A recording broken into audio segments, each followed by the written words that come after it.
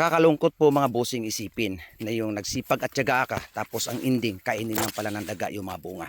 Tingnan nyo po ang bunga ng mais. Yan po ay maraming butil. Bawat bunga, importante po yan sa mga magsasaka. Halimbawa, kung sakaling worst comes to worst na talaga yung ating mga bilihin, kung halos na natin ma-afford yung mga binibintang bigas doon sa market, ito po mga bossing, kahit papano, makakasurvive po yung ating pamilya dito. No? Pero kung kakainin lamang ng daga, ano na, masabi ko po mga bossing na sabay-sabay na po ang krisis ng panahon ngayon. Ito, buti na lang, nakatanim kagad ako ng mais. Kahit hindi naman sa ganun kasulid, pero kahit papaano mga bossing, ayan po, kung titingnan ninyo, malaking tulong na po yan. Lalo na po sa aking mga alagang baboy at manok. So sipag at tiyaga, mayroon tayong malalaga. Ito po mga bossing ay malapit na pong magiging anagon. Ibig sabihin ng anagon, pwede nating isaing at kainin. Diyan banda po mga bossing, nalunod po yan dyan sa tubig at nalanta po yung ibang mga binhi. Pero doon banda sa itaas, sulit po yan, papunta rito. No? At saka dyan po mga bossing. Pero ito lang, no? Medyo nagtaka ako.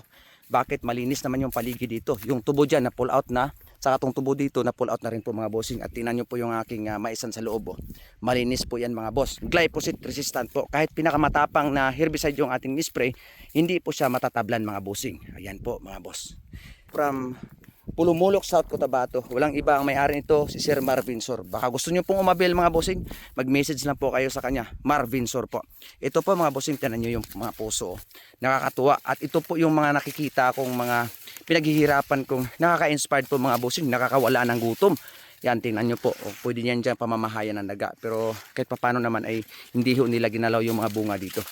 Ayan po mga bossing. O, pwede silang magtago dyan. At tuwing gabi, atake sila dito. Pero ayan, hindi po nila pinakialaman. Pero dito sa bandang itaas, iwan ko bakit may mga kinainan. So dito tayo banda, sa itaas tayo. Yellow po mga bossing kasi medyo alanganin po talaga yung time na nagtanim ako rito. Mabasa po masyado yung lupa, pero yun nga no, pag alanganin na po kasi ang time, hirap timplahin ang panahon. Minsan babanata ng init, minsan naman ay babanata ng ulan. Ito, binanata ng ulan at saka biglang uminit. Kaya hindi po gaano kasulid dito, pero kahit papano mga bossing, ayan, marami pong bunga. Yung ibang puno, tigda dalawa. Dito po mga bossing, oh, malinis po ha. Yan, kinain oh. Yan po, kinain. So titingnan natin ang laman kung kumusta na ba. Ayan, pwede na po palang saingin oh. Pwede na pong saingin. Yan po mga bossing, pwede nang isaing yan. Soup, pwede, soup. Hindi ko alam kung paano magluto ng soup, pero yun na yun. So ito po mga bossing, kinain pero hindi tinuloy. No? Dito banda, dyan walang kinainan. So ito po mga boss, may kinain. Ayan po yung tinira. At ito pa. Pero kapiranggot lang po mga bossing. Ayan oh.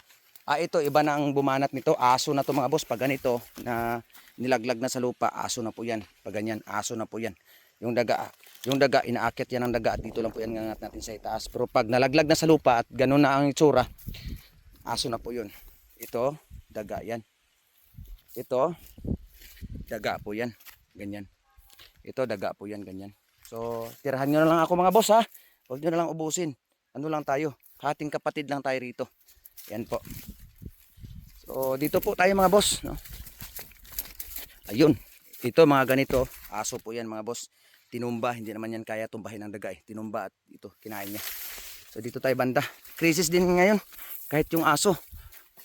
Binanatan na yung mga mais ko dito.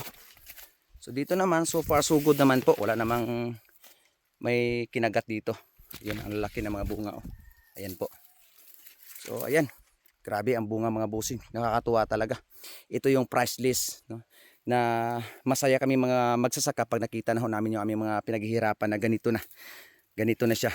So, ito ay almost malapit na itong ma-harvest. So, yellow corn. Ito mga bossing, medyo matagal-tagal na po itong pagkain ng aking mga alagang manok at saka baboy. At the same time, siyempre, kami nagsasaing din po kami. Masarap po yung yellow corn. Parang palay lang po siya mga bossing. Malambot. So, happy farming!